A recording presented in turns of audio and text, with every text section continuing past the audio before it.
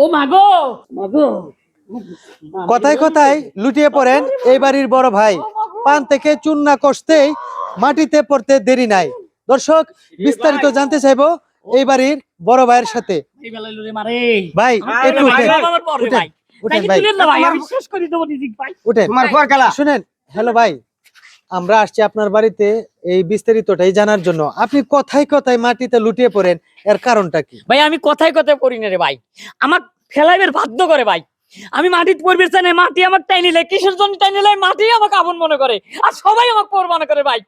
এই জন্য ভাই মাটির সাথে আমার দুঃখের কথা কই, আমার বুকটা মাটির সাথে লাগা দিয়ে আমার মনের কথা কই রে ভাই।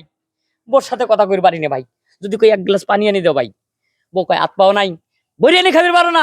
কে রে ভাই, আমি বিয়ে করছি কিসের জন্য রে ভাই? তুই কাছে পানি চাইছি, এক গ্লাস পানি এনে দিবি, তোর সাথে রোমান্টিক কথা কব, তুই মিষ্টি করে হাসবি, আমি হাসবো, মনের ভিতর ভালো লাগবে, শান্তি পাবো। পারি না ভাই, বোনের সাথে কথা কই পারি না, ভাবির সাথে কথা কই পারি না, যার সাথে কথা কই সবাই খালি আমাকে বলি ধরে ভাই। আমি যখন বলি ভাই মাটির সাথে মিশে যাবো ভাই। আচ্ছা ঠিক আছে, আপনার কথা বুঝতে পারলাম। দর্শক, আসলে এই লোকটা কেন যে মাটিতে লুটিয়ে পড়ে মোটামুটি আপনারা বুঝতে পারতেছেন। তো এখন আমরা চলে যাব এই ভাইয়ের বউর কাছে। তো ভাবি, কথায় কথায় ভাই মাটিতে লুটিয়ে পড়ে, আর ভাই যেগুলো কথা বলছে এগুলো কি আসলে সত্য? হ্যাঁ, কতগুলো পুরোপুরি সত্য। তো লুটিয়ে পড়ার জন্য ওরে কেউ কিন্তু সম্মান দেয় না বাড়িতে, সবাই ওর শেষরা ভাবে যে পাগল, এরকম টাইপের ভাবে সবাই। কিন্তু তোমার এইরকম কেন করতে হবে? যা করছো ছোটকালে সব ভুইলা যা, এখন বিয়ে করছে না একটা, আমি বউ, দুদিন পর বাচ্চা কাচ্চা হবে, তুমি যদি এরকম করে চলো তাহলে কি চলবে? পোষাবে বলো?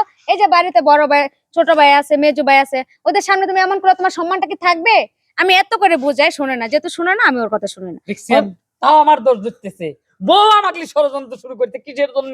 কিসের জন্য? কারণ এর সাথে একটা মিল দিছে, মিল দিলে কি হবি, মিল দিলে তার সাথে শুয়ে থাকবে, এই জন্য আমার সাথে ষড়যন্ত্র শুরু করতে। আমি মিল দেই নাই, তুমি শত হোক, তুমি আমার হাজবেন্ড, তোমাকে তো ছাড়তে পারে না। তোমাকে কতবার বলছি যে তুমি এগুলো পাগলামি করো না, এই মাটিতে লুটিয়ে ফুটিয়ে পড়ো না। তুমি আমার কথা একটু শোনো, আমি সবারকে ছেড়ে দেবো তোমার জন্য। আমি আমি বোকা হইছি, আমাকে পাম মারে কে রে? আমি কি পাম বুঝি না রে? হ্যাঁ, আমি কি গাদা? আমি পাম বুঝি না? তোমার কতবার বলছি তুমি মাটিতে লুটায় পড়ো না, তুমি তো ওইটাই করো, তাহলে আমি কি করবো সেটা তো বলবো আমার আচ্ছা না। বুঝতে পারছি। দর্শক, আসলে এই বাড়িতে আরো একজন ভাই আছে, আমরা ওনার কাছে চলে যাব। ওনারা যেভাবে বিবাদ করতেছে, আসলে মূলত যে সমস্যাটা এটা হয়তো বা এই ভাই বলতে পারে। তো ভাই, এই যে একজন আরেকজনকে বিশ্বাস করতেছে না, মানতেছে না, এগুলো কি শুরু হয়েছে আপনারা থাকতে? মানে এটা তো ঠিক না। তো এটার আসল কারণটা কি একটু বলেন?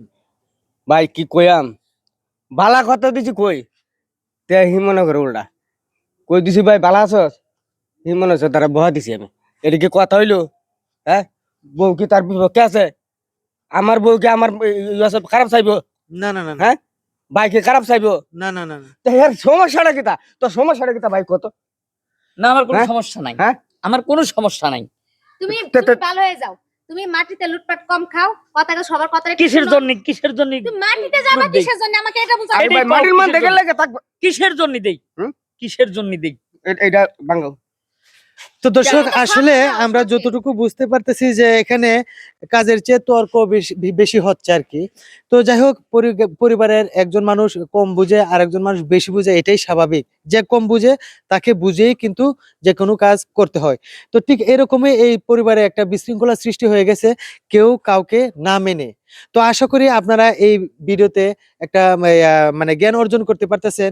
আর আপনারা কমেন্টে কিন্তু জানাবেন যে আসলে এই যে ঘটনাটা, বড় ভাইয়ের যে একটা পাগলামি শুরু হয়েছে, ছোট ভাই আছে, বোন আছে, বড় ভাই আছে, ভাবি আছে, মানে কেউ কাউকে কিন্তু মানতেছে না। আর এই না মানার কারণে কিন্তু একটা পরিবার বিশৃঙ্খলা হয়ে যায়।